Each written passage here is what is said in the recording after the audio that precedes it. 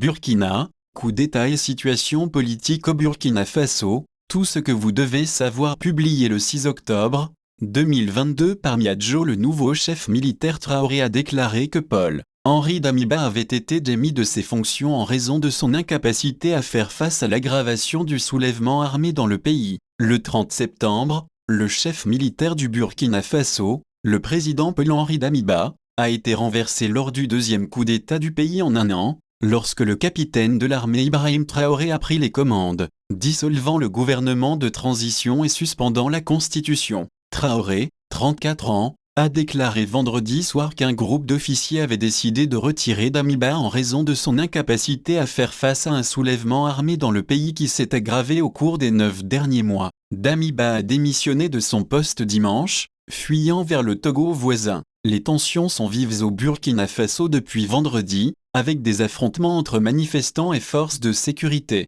Voici les détails clés de tout ce qui s'est passé. Comment les choses en sont-elles arrivées là? Le 24 janvier, l'armée du Burkina Faso, dirigée par Damiba, a annoncé qu'elle avait déposé le président Roch Kaboré après plus de 600 au pouvoir, après plusieurs jours de troubles dans la capitale Ouagadougou. Damiba a cité l'échec de l'administration Kaboré à unir le pays et à contrôler la détérioration de la situation sécuritaire comme raison pour renverser le gouvernement civil. Depuis 2015, le Burkina Faso a été pris dans une vague croissante de violence attribuée aux combattants rebelles alliés à la fois à Al-Qaïda et au groupe ISIS, tuant des milliers de personnes et en déplaçant encore 2 millions. Les analystes ont déclaré que cela en avait fait le nouvel épicentre du conflit au Sahel. Alors que cette décision a suscité des célébrations parmi les manifestants anti-gouvernementaux, des acteurs internationaux ont exprimé leur inquiétude à propos de cette décision, notamment des nations comme les États-Unis et la France,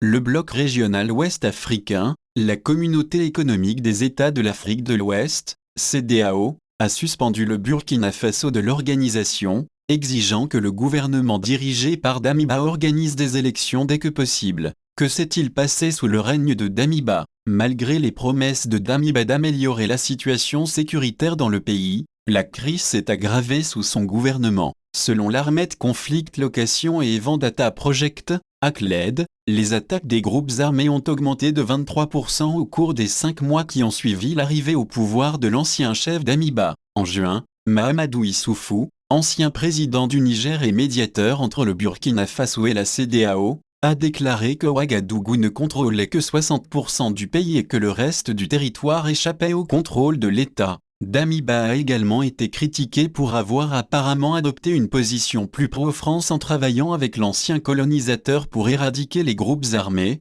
alors que le sentiment anti-France a augmenté dans les anciennes colonies. Certains dans le pays ont fait valoir que le gouvernement devrait demander l'aide de Moscou, reflétant la voie empruntée par le Mali voisin pour permettre au groupe mercenaire privé russe Wagner d'opérer à l'intérieur de ses frontières. Sur le plan économique, l'ONU a désigné le Burkina Faso, un pays de 16 millions d'habitants, comme l'un des nombreux pays d'Afrique de l'Ouest confrontés à un niveau alarmant de faim. Le pays faisant face à la pire crise de la faim en 600 avec plus de 630 000 personnes vivant au bord de la famine. Les blocus de villes par des groupes armés ont rendu difficile l'acheminement de l'aide à ceux qui en ont besoin, a déclaré l'ONU, qui est le successeur de Damiba, Ibrahim Traoré. Avant d'être catapulté à la plus haute fonction du pays après avoir renversé Damiba, Traoré était un officier de rang relativement bas qui dirigeait un régiment d'artillerie dans une petite ville du Nord. On sait peu de choses sur l'homme de 34 ans et ses officiers de soutien. Il a affirmé qu'il ne garderait pas le pouvoir trop longtemps. Dans une interview accordée à la chaîne de télévision publique française RFI, Traoré a déclaré qu'une conférence nationale nommerait un nouveau chef par intérim d'ici la fin de l'année,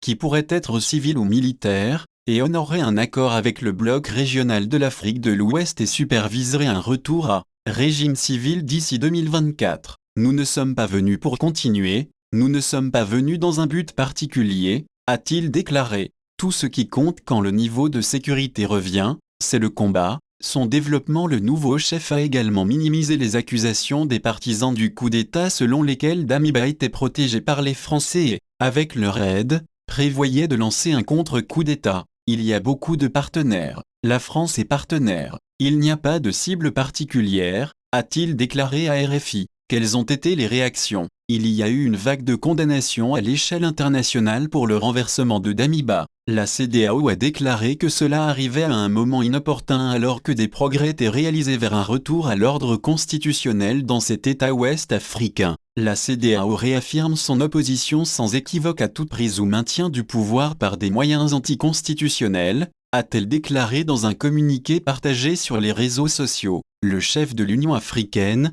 Moussa Faki Mahamat, a condamné le changement anticonstitutionnel de gouvernement et a exhorté le gouvernement à prévenir les actes de violence et les menaces contre les populations civiles. La France a dit à ses citoyens de Ouagadougou, qui seraient au nombre de 4 000 à 5 000, de rester chez eux, tandis que l'Union européenne a exprimé sa préoccupation face aux événements qui se déroulent.